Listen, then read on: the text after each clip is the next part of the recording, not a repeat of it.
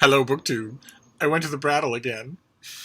Those of you who are new to the channel, the 200 of you who are new to the channel, the Brattle bookshop is a used bookstore here in Boston that I used to go to all the time, and I don't get it there as often as I used to anymore, but it is a place of wonder. It is a place of wonder and enchantment. Because unlike a great many used bookstores, even a great many good used bookstores, its turnover is enormous. Enormous. All the time. There are people out buying vast amounts of books all the time. So it's not a question of static shelves, which was always the bane of my existence in any used bookstore that I used to go to, even the ones I loved. The thing I hated was that I would go just to waste time. I wouldn't go to see anything new because there wouldn't be anything new. With the Brattle, that's not true. You can literally see something new every single day. And if that weren't good enough, the Brattle also has a sale lot next door to the store proper, outside, an uncovered sale lot. Full of bargain books, $1, $3, and $5 bargain books, most of which are in excellent condition. It's not junk that's out there. So you can, as I often have, there have been over years, where I confine my shopping at the Brattle entirely to the outside lot. Much to the consternation of the store's previous owner, who used to say, if you shopped in the store, I could give you a discount. I'm not going to discount sale material. That's all you ever buy here. But I went today. It was a bright, sunny, incredibly humid day, and I went and got a bunch of great stuff that I want to show you. And the first two things I want to show you aren't even books. That's how much variety there is in the Brattle outside carts. Right now, half of one cart is CDs. Music. One whole cart, both sides of one whole waist-high cart, are old issues of analog and science fiction and fantasy, the science fiction magazine digests, just from 30, 40, 50 years ago, just magazine after magazine after magazine. And in addition, today, I found two gems from the 1970s. Tarzan, #1, and John Carter, Warlord of Mars, #1. These were I remember when these first appeared at my local dry goods store on the spinner rack. I was overjoyed. Absolutely overjoyed. I was already at that point a massive Edgar Rice Burroughs fan. And the idea that Marvel Comics in the 1970s got the rights from Edgar Rice Burroughs Incorporated to do comic books of signature Edgar Rice Burroughs characters, and they chose these two. So we get, by Roy Thomas, we get Tarzan #1. And you notice the artwork is by the great John Buscema, and this is the cover of the first issue is a very intentional callback to the cover of All Story magazine, where Tarzan originally appeared. This is almost exactly, instead of an intrepid white hunter, there's a terrified, bosomy young woman in the background. But other than that, the central image is a very intentional callback. That I saw that on the spinner rack, and I thought, boy, that's a nice touch. I was expecting gibberish and nonsense on the inside. I wasn't expecting the rest of it would be as good, and it is. Oh, it's so good. It gives you lots and lots of background information on Edgar Rice Burroughs and on what readers can expect from the Tarzan run in Marvel Comics. It gives you an old-fashioned pinup. The comic books don't do that anymore. The covers now are pinups. And it gives you... John Buscema obviously decided to try something different. He tries something different in his artwork. It's still fluid and a beautiful sense of movement, but it's more paced. It's more almost old-fashioned. Tarzan springs from the foliage. Kriega Bundolo. He springs from the foliage on top of a rampaging lion. And once he's killed the lion in front of his awestruck, human onlooker who was going to die if it weren't for Tarzan, there's this great 3-panel thing here where, for an instant, he's a savage. And then he gradually transforms into Lord Greystoke. There's a wonderful image. Yeah, that is the image of him getting up from the lion. Look at that. That is so awesome. Such a perfect use of shadow. I was very happy with the first issue of Tarzan. And if I was happy with the first issue of Tarzan, oh my God, I was overjoyed that Marvel was going to do my favorite Edgar Rice Burroughs creation, John Carter, Warlord of Mars. This is by the writer is Marv Wolfman, and the artist, if anything, is even more legendary than John Buscema. The artist is the great Gil Kane.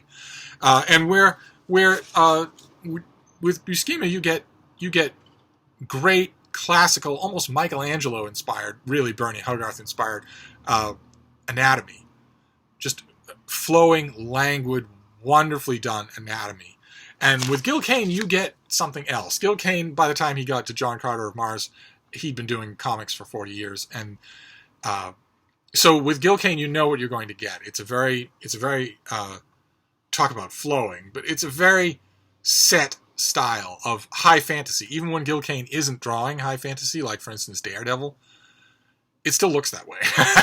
And John Carter is high fantasy with the trappings of science fiction, and it's just beautiful, just beautiful. And this series here we have this is Gil Kane inked by Dave Cockrum, who went on to look. There's John Carter's springing up a wall with his earth muscles. This is John Carter. This is Gil Kane inked by Dave Cockrum, who went on to headline by being the artist for the new X-Men before John Byrne took over. So Dave Cockrum also had lots of experience, but inking Gil Kane, he brings. If Gil Kane is inked lazily or weakly, he's a great artist who needs a strong inker of his own. And Dave Cockrum, they make a wonderful pair. I wish they'd gone on for more than just this one issue. But one way or another, this first issue is wonderful. Just wonderful. Also tells you lots and lots about John Carter. A lot more than you get for Tarzan, because he's not as well known as Tarzan. And it also zeroes in on a starting premise for the whole series, which is that at the end of A Princess of Mars, the very first John Carter novel, we're just Edgar Rice Burroughs offhandedly tells us about a 7-year gap in which there are no recorded adventures. It's obvious that John Carter and Dejah Thoris and Tars Tarkas and Woola would all have been having great adventures during those 7 years, but the next book takes place later. And Marv Wolfman decided just to zero in on that. I'll just tell stories in that period so that I'm not bothering with the official novels of any kind. And I found both of these at the Brattle. Isn't that incredible? I found them both. The two first issues that I loved so much when they came out. I was so happy that Marvel was going to be doing these two great fictional characters. Those are the only comic books today. So the rest of it is just boring old books. Starting with this one, it doesn't have a dust jacket, so I'm going to have to show you the inside. This is Sandpipers by Edith Thatcher Hurd, and this is just all about. It's just a very simple kids book about sandpipers, how they move, what they eat, where they go when it gets cold. They go south to marshes to breed, and it's just delightful. The extra thing about it that I love is that it was obviously at a beach house, because it smells of the ocean. It smells of a saltwater house. But Edith Thatcher Hurd did a whole bookcase full of children's books. I think all of them are probably out of print now. She's a friend of Margaret Wise Brown. She collaborated with her husband for a long time on a lot of books, and they're all very simple and they're all wonderful. And it's just I sometimes wonder, did she make money with her career? She had a career. She had a big, very successful career in publishing, is now completely forgotten. But I was overjoyed to find the book, that's for sure. Then we have a great Victorian novelist. Oh, I shouldn't say that. We have a Victorian novelist who wrote a couple of great novels, but he wrote his whole life. And a lot of his novels are shockingly bad. They're not...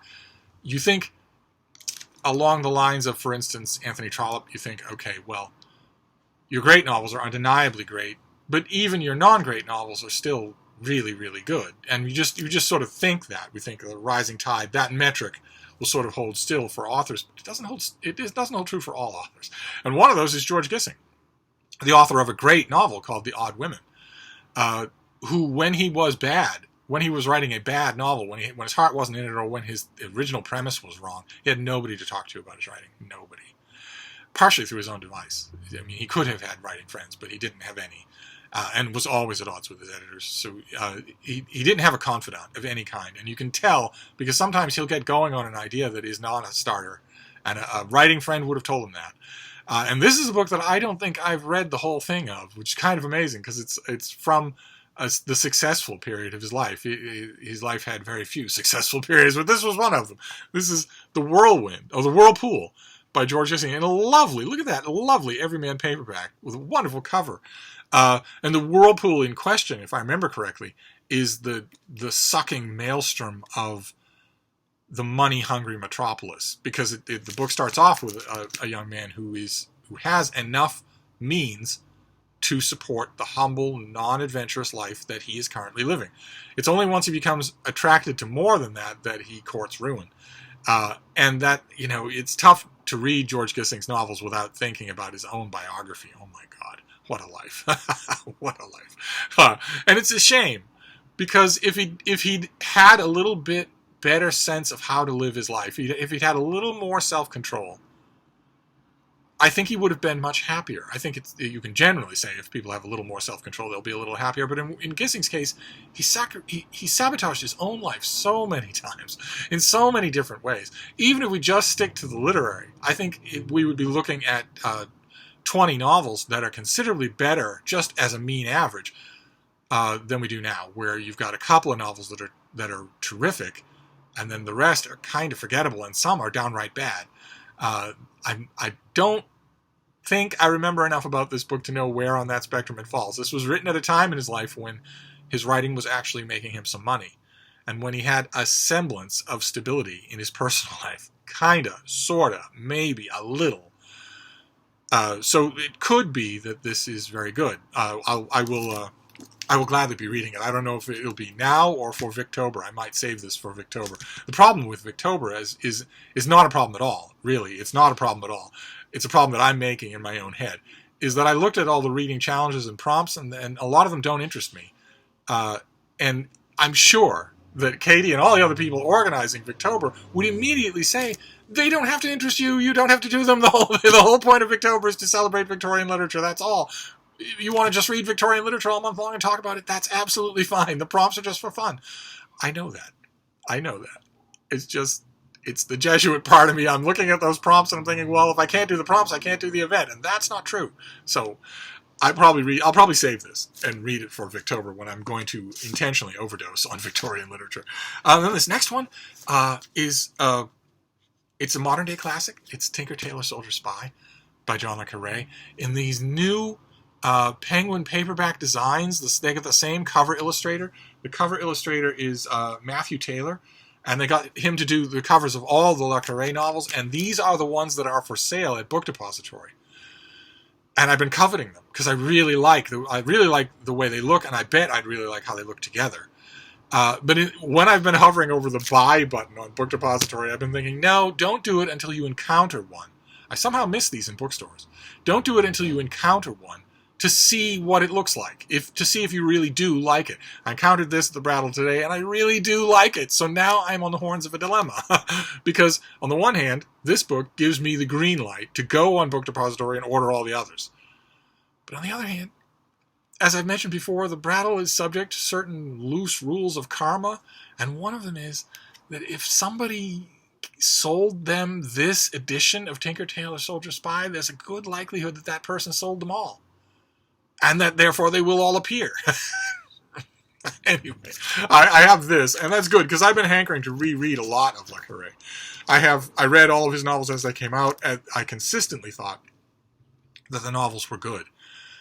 I remember how surprised I was at that, because I was still thinking it was just conventional thrillers. I was surprised that they were so good, that they had such a quiet wisdom into human nature that you don't often find in what I thought was just by-the-numbers thrillers.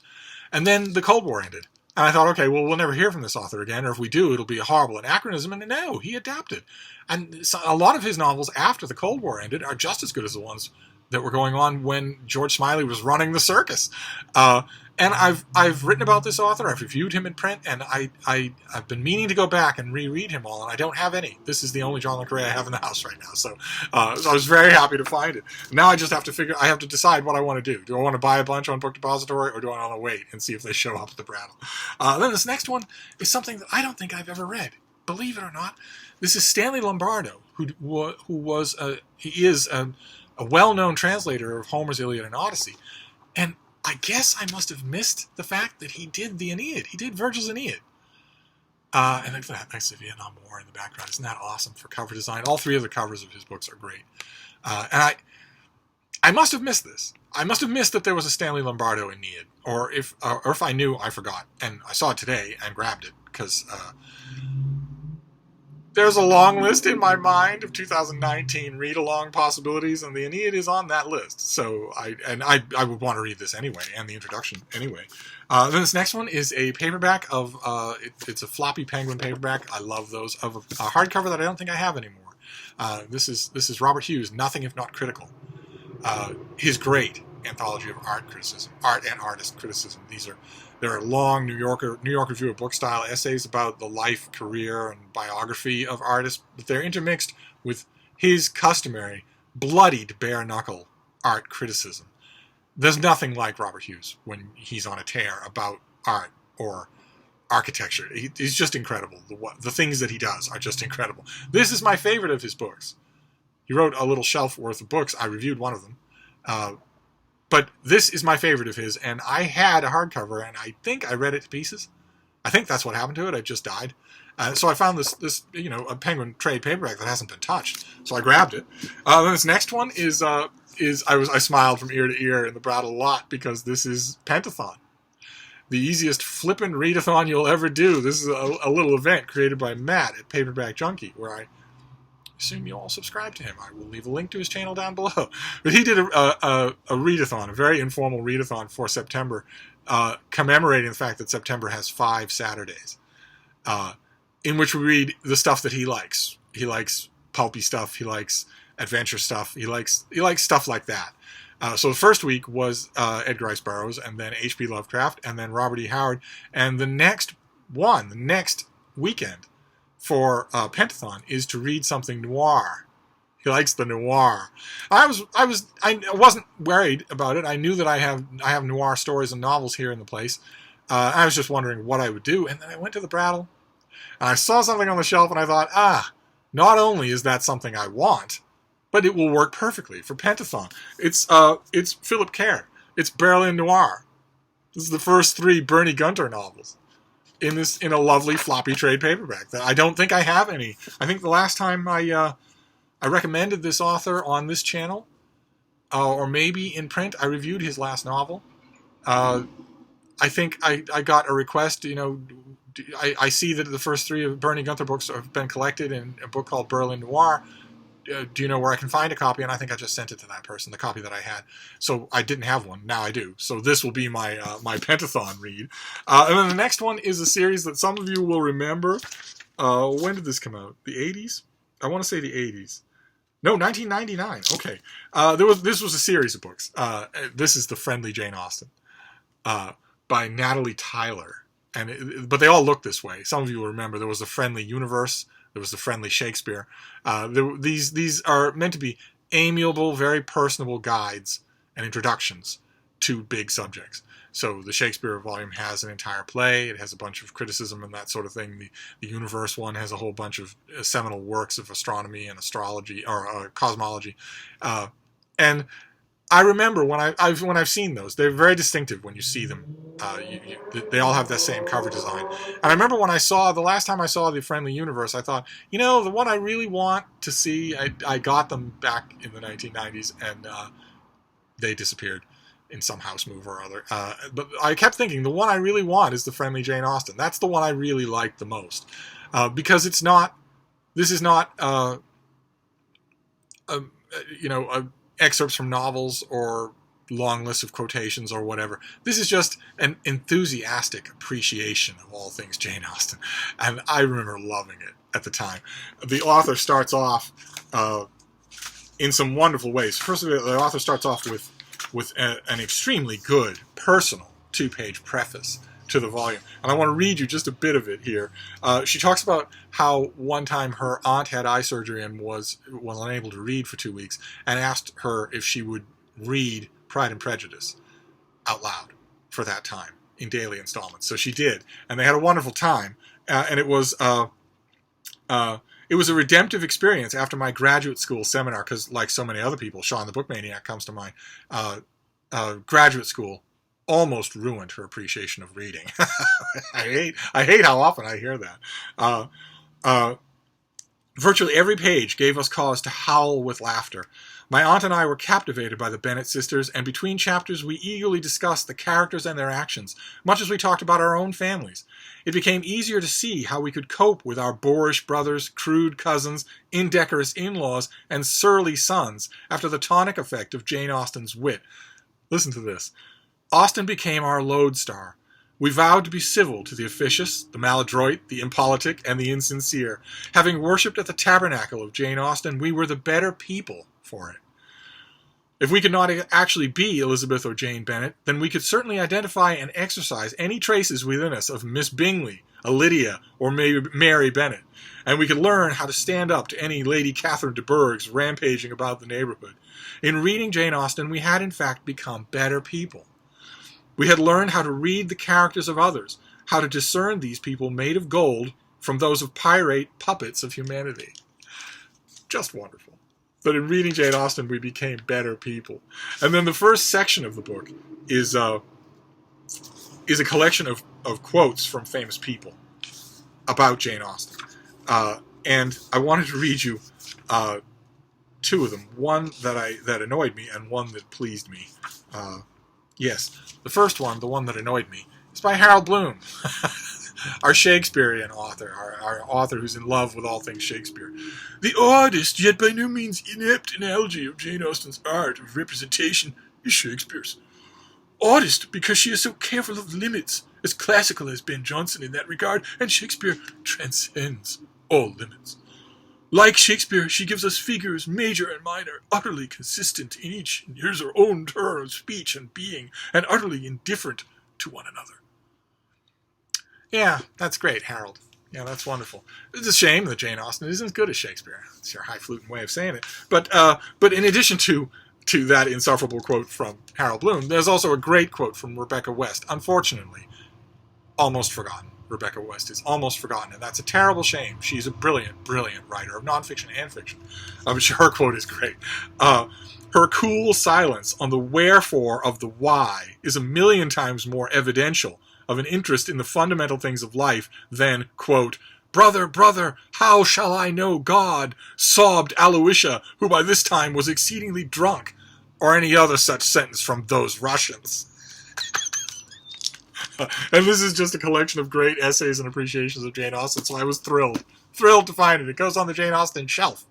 And then the last one was a find. It was a find of a kind that you find regularly at the Brattle, that in a smaller, maybe more provincial used bookstore would never occur. It would never show up. And if it did, it would be priced at $100 because the shop owner, not that the shop owner thought that it was staggeringly rare. Anybody can go online and research these things, but because they've never seen it before, so they assume that it should be expensive. Whereas you find these things on the carts outside at the Brattle. And this is a gem that fits along with a current interest of mine. This is Down the Garden Path by Beverly Nichols.